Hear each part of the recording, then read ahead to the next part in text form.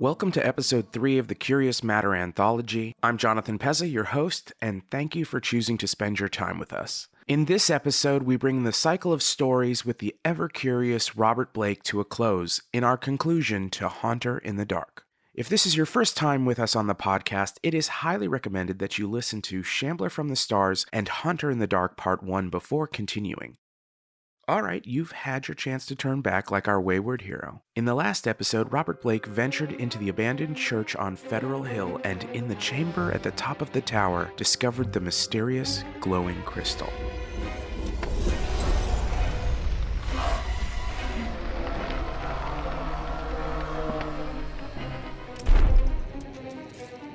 I could hear something in the room above, what I assumed to be the peak of the steeple.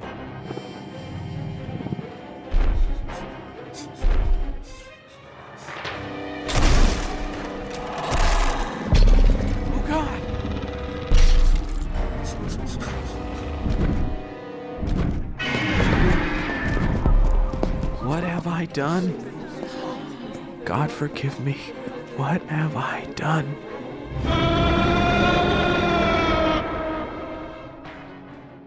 As I mentioned in the previous episode, Haunter is the last known work H.P. Lovecraft completed before his death in 1937. Over his lifetime, Lovecraft wrote at least 31 stories, but he never achieved fame or fortune.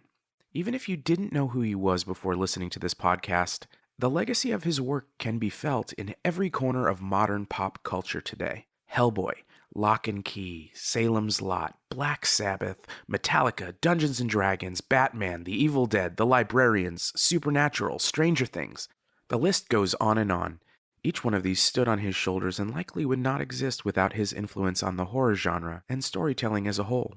The fan culture we have today understands and accepts that it's okay to love something to the point of geekdom, but that wasn't always the case. These stories also have another history. Many of Lovecraft's stories depict cults and ritualistic organizations devoted to the worship of cosmic deities and fictional lore. But his tales have a potency and realism that has inspired readers over the years to take his writings as more than mere fiction. In fact, his ideas and creations have found their way into the religious beliefs of more than a few occult organizations. In John Engel's article for the Mythopoeic Society, titled The Cults of Lovecraft, The Impact of H.P. Lovecraft's Fiction on Contemporary Occult Practices, he discusses the very real and very secretive esoteric Order of Dagon, which takes its name from a fictional counterpart found in Lovecraft's story, A Shadow over Innsmouth. The Mythopoeic Society is a peer-reviewed organization dedicated to the study of modern myth creation in literature. Engel states in his article, to the esoteric Order of Dagon, Lovecraft was a visionary mystic who was incapable of understanding the true, sinister power of his art. Lovecraft was someone who was given a glimpse of the truly fantastical and rejected it because he was too weak to embrace it. Whoa, right? Lovecraft continuously stated in letters that still exist that his writings were never more than artistic creations designed to entertain and scare their audience. But it seems he did his job too well. Okay, let's get the ball rolling again. Let me just say to all you Lovecraft heads out there that I know the original story was actually titled Haunter of the Dark, not Haunter in the Dark. For me, though, it's like a wrong song lyric you just keep on singing. Once you've had it rattling around in your mind that way for 20 years, that's just how the song goes. And somewhere along the way, my brain swapped the of for the in. Hopefully the subtle variation gives my take on the tale its own unique twist. So, without further delay, it's time to grab your popcorn, turn out the lights, and enjoy the conclusion of Haunter in the Dark.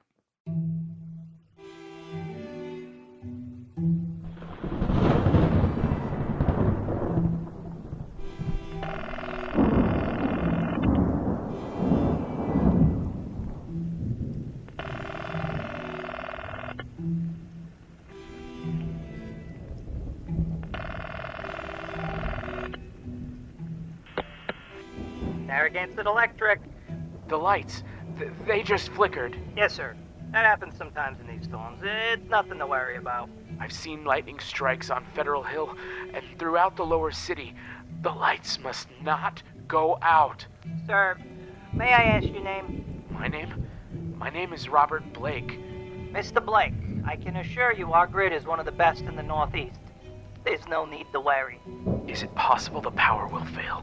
The power must not fail. Any outages will be fixed as quickly as possible. It is imperative. You must keep the lights on. Lives depend on it. Sir, there is nothing to worry about. You're not listening to me. For Christ's sake, light is the only thing holding death at bay. It is the fortress wall against unspeakable evil. Your precious illumination is the shield that guards us all. Please, do what you must. The light must not go out. Hello? Hello?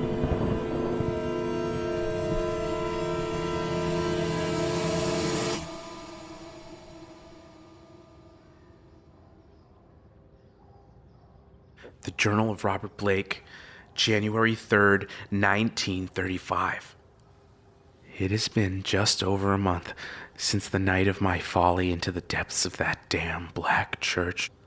I have told no one of the events of that fateful night, but the dead man's satchel recovered from the room in the tower has helped to give me some understanding of what I experienced. The man's name was Lillibridge. I discovered that from his things, a journalist of some sort.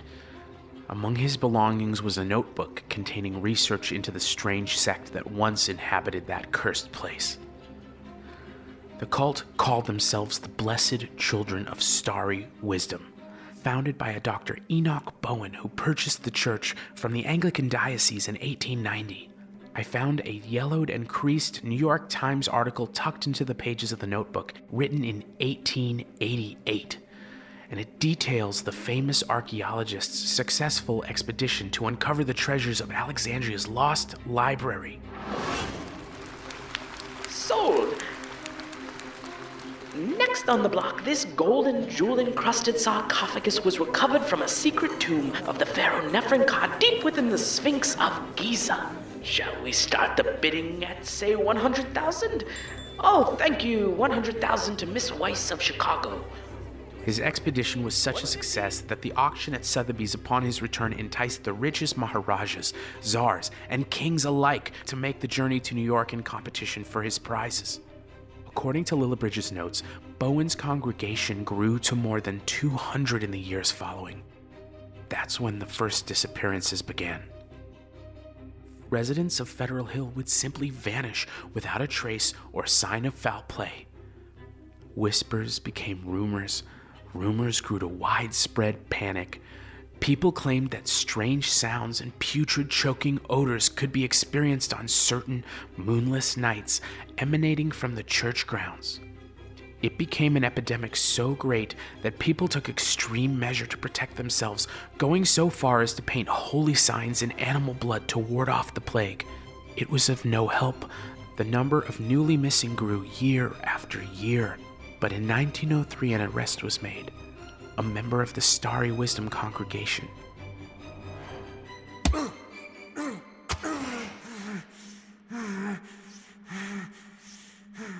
Quit holding out.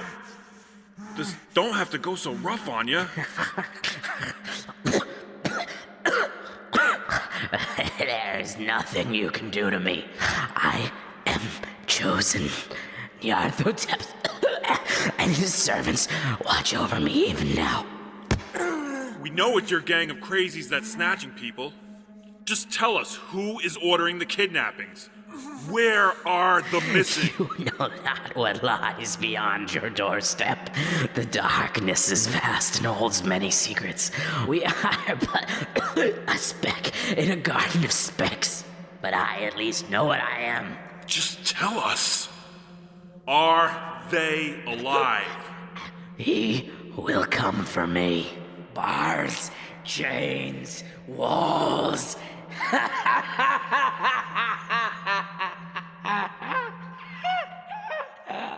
You are nothing.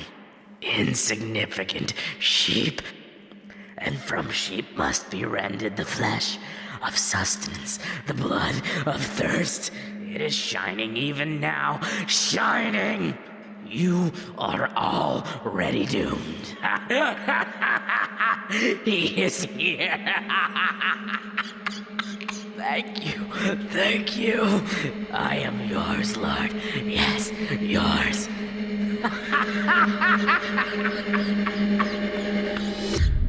The man died mysteriously in custody, but ranted of blood sacrifices made of their captives, not one of which was ever found.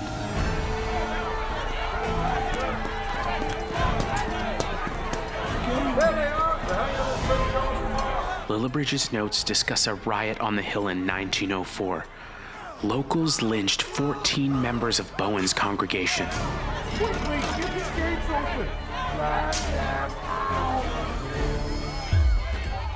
High Priest Bowen, your holy wisdom, we must escape. The mob is taking members of our holy order and killing them in the streets. I have guards outside your residence, but we don't have much time. Your car and driver is ready to see us safely away. Quickly, please. We must flee. Well, I must go to the church. The box. Where is the box? It's still in the High Council chamber. We must recover the sacred cradle and its contents. We cannot leave without it. The church is surrounded. They may likely break through the gates at any moment. It is lost, Enoch. Please. We must leave the city at once. The mob will not be long. I have sent word to the others to flee as well, but I must get you out of the city. I will not leave without the trapezohedron. I'm sorry, Your Wisdom. Men, take him to the car. Restrain him if you must. No. The cradle! No! Oh, the cradle!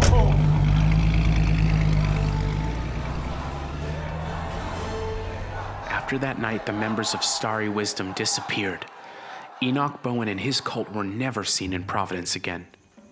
Lillibridge states that the riot was quelled by the police before the mob was able to enter the grounds. At the behest of the Bishop of Providence Cathedral, the mayor sealed the church. The disappearances quickly stopped, and it seems the matter was forgotten by all but the inhabitants of the hill. The journalist appeared to be on the edge of a breakthrough before his ill-fated venture into the church tower where his life tragically ended. The priest I happened upon in the church square spoke of an exorcism or banishment. Had it been Lillibridge that in his investigation accidentally brought forth that thing from some deep chasm of space? I fear I have fallen into the very same trap. By looking into that strange crystal with veins like fire, I ushered something into our world.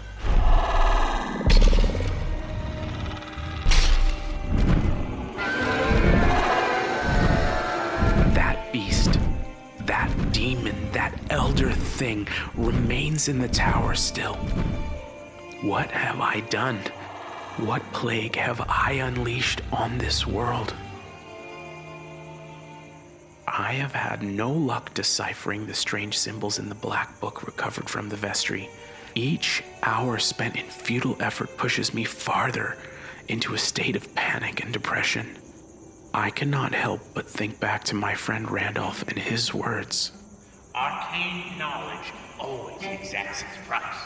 With some things, it's not good to learn too much. Had I only listened.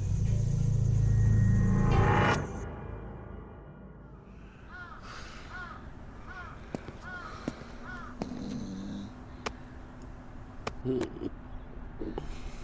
can't sleep here, sir. Time to get up and move along. Huh? What? Where am I? Sleeping it off in the public square, that's where. Must have been quite a bender. Time to move it along. You're lucky I don't haul you in for public intoxication. No, the church square. How did I get here? The same way the rest of us do? 2 feet, 2 legs, and no sense. Although you might want to keep track of your shoes next time. Don't make me have to ask you again. This place gives me the creeps. Yes, officer. I'll be on my way. Sorry to bother you. All right, where do you live? College Hill. You have quite a walk ahead of you. I'll spot you for the streetcar. Only the Christian thing to do. Thank you. Looks like you're not the only one out this early. What is she doing? Catholics. Always out here now. Superstitious lot. The footers around here are swarming around like someone kicked a beehive. Lots of stories floating around this place. Screams in the night, foul odors, boogeymen. People love a good haunted house, but it's a bunch of hogwash. Tutte le donne, benedetto il frutto del tuo ventre, Gesù. Santa Maria, Madre di Dio, prega per noi peccatori, adesso e nell'ora della nostra morte, così sia. March 9th, 1935. I feel like I am going mad. Had I actually sleepwalked all the way across the city? Fuzzy recollections of a voice calling out to me rattle around in my mind. Is that thing's power over me now so great that it can call me like a dog? Am I powerless to withhold? Each night I am visited by such dreams. No, not dreams. Visions. My thrashing convulsions have in the past thrown me violently from the mattress, but this is something else. I will need to tie myself to the bed. Yes, that at least I can do.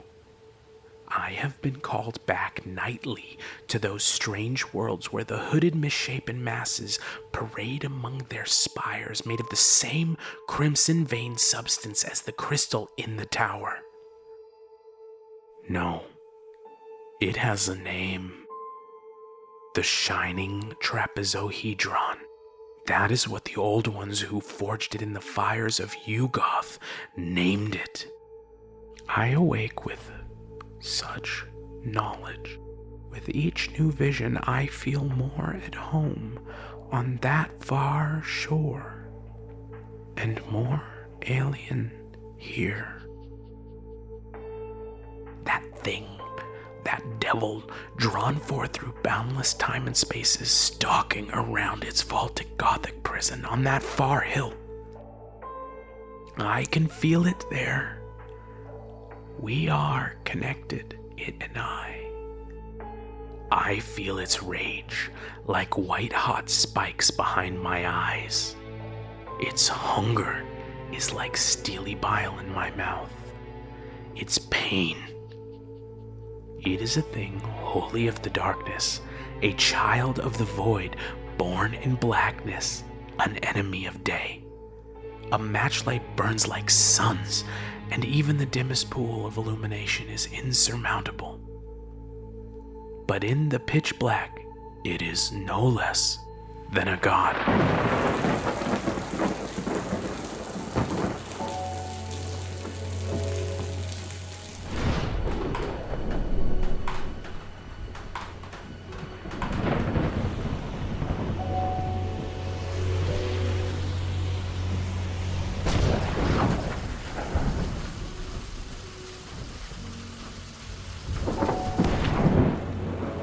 April 16th, 1935. It has been raining for 3 weeks without break or respite. 2 nights ago, the lights went out for a whole minute. I have made vain attempts to call the power company, but my warnings fall on deaf ears. The haunter grows restless and ravenous. Created by ancient forces and born to feed, his hunger knows no bounds. His hatred focuses like a beam across the city, and I am its target. In clumsily calling him forth from his slumber, I trapped him in that stone prison to starve. I became his jailer, his tormentor as much as he is mine. We two are locked in place, but unless he is sent back from whence he came, I fear he will find his way to me. Even now, this storm grows, and I fear for the worst.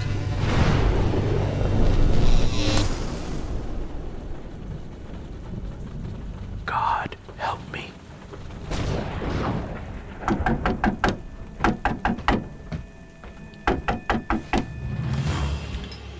Father, the lights are out all over the city. Send word to the other deacons and rouse the sisters quickly. Light. Tell them to bring whatever they have. Oil lamps, battery torches, candles, whatever they can. We must create a wall against the darkness. Go. Quickly, go. The lights are out. Yes, Monsignor. I must go. You are not ready. I will do what I must. We may yet be able to hold the devil at bay.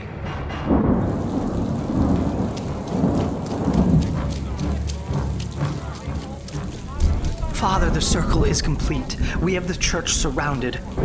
We have brought what lights we could, but in this downpour, it's hard to keep the wicks lit. Will it be enough? Only God knows. In nomine Patris et Filii, et Spiritus Sancti, protect your children in this hour indeed. Lightning has stopped.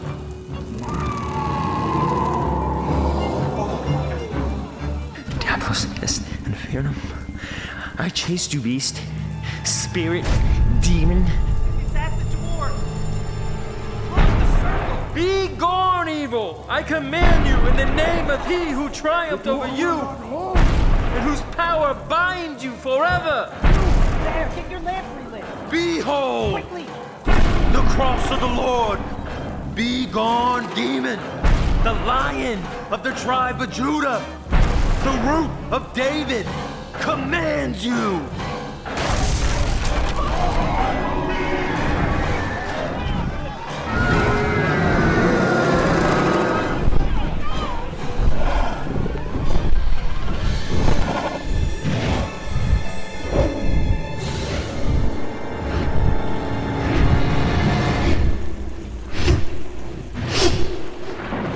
The light has been out for more than half an hour. It will not be long. My name is Robert Harrison Blake of 620 East Knapp Street, Milwaukee, Wisconsin. I believe I am of this planet, but I can no longer be sure. If you find this journal, it is imperative that the crystal is recovered from the tower. See it safely into some fiery chasm or deep abyss, from which it can never again fall into the hands of man. And whatever you do, do not look into its infinite depths. Azathoth, have mercy. The lightning no longer flashes.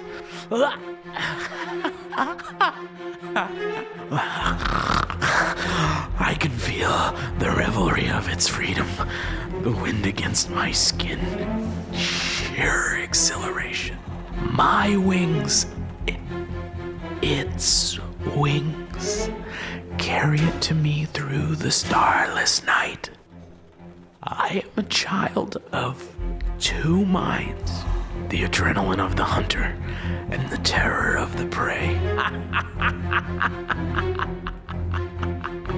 Yes, I come. The feast begins. I'm so hungry. I am it and it is I. I want to get out. Must get out. No, it knows where I am. I see it. Coming here. Elwyn. I am free. Help me.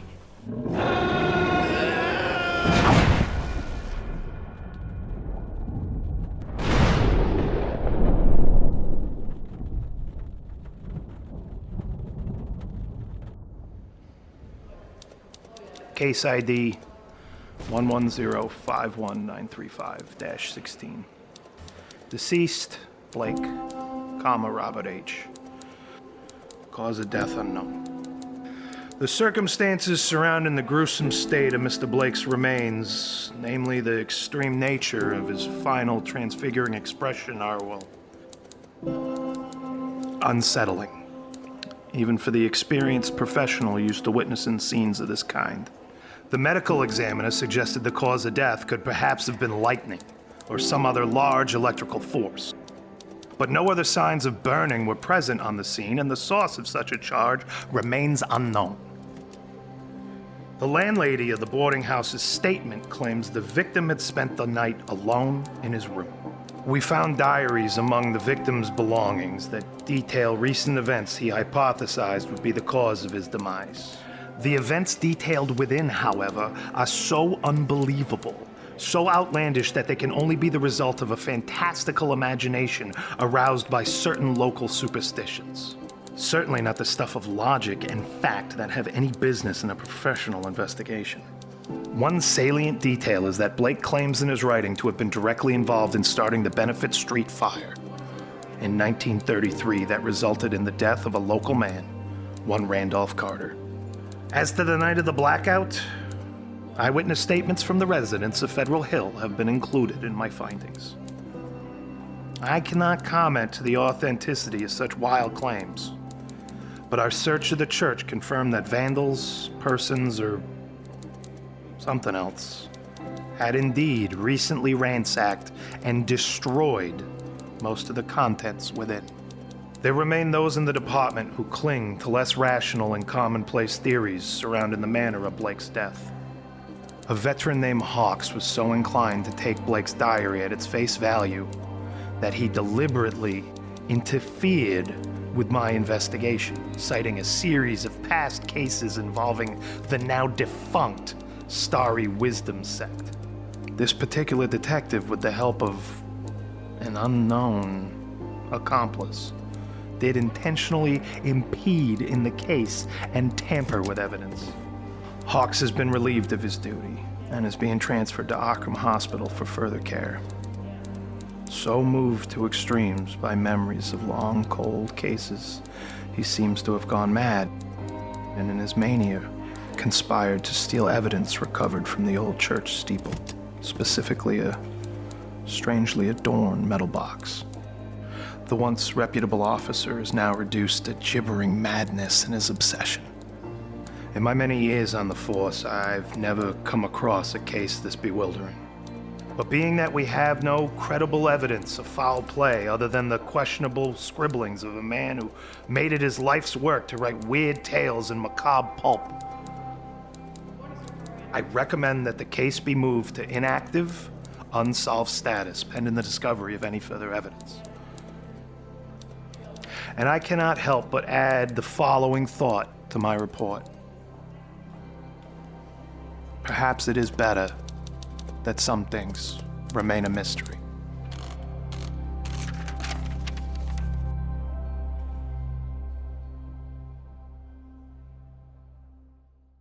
I hope you've enjoyed this presentation of Haunter in the Dark Part 2.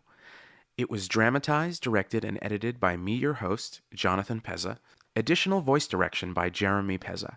Our ensemble cast included the voices of Darren Cummings, Philip Gray, Matt Hoban, Jeremy Pezza, Maria Pezza, and Catherine Muse. The score was provided by Epidemic Music, and sound effects were provided by Soundsnap.com. Haunter of the Dark is a work in the public domain and was produced in accordance with U.S. copyright law. Curious Matter is a production of Jonathan Pezza, Inc., copyright 2019, all rights reserved. If you have a question or feedback about the podcast, or you have suggestions for a future episode, I'd love to hear from you. Reach out to jonathan@curiousmatterpodcast.com, or check us out online for more information at www.curiousmatterpodcast.com. Each episode on the website includes a blog article with additional information about the story, links to interesting historical information, and suggested reading and viewing to keep the experience going. One final note on Lovecraft before we move on. He was not a public figure in his lifetime, and he, very much like the characters he created, was an often troubled and deeply flawed human being. His personal views on the world do not hold up to the scrutiny and standards of equality and respect that we strive for today. I think it's important to say that, and to understand that we as a society can acknowledge his contributions without condoning his beliefs. Now, here on Curious Matter, we dedicate each of these episodes to a used bookstore. This one goes out to the last bookstore in downtown Los Angeles. This two-story, 22,000 square foot mecca of the written word is the perfect place to while away a couple of hours, take a few selfies in the book tunnel, and discover a new favorite. Do yourself a favor and look them up online at lastbookstoreLA.com, or better yet, if you live nearby, go for a visit and buy a book. Coming up on the next episode of Curious Matter, we are switching gears and diving into the world of science fiction. Since we are coming up on the holidays, Haunter in the Dark Part 2 marks the last episode of 2019. But we will be back to ring in the new year on January 2nd with the first part of Philip K. Dick's epic cautionary tale of war and robots, Second Variety. So make sure to subscribe for free today, and thank you for listening.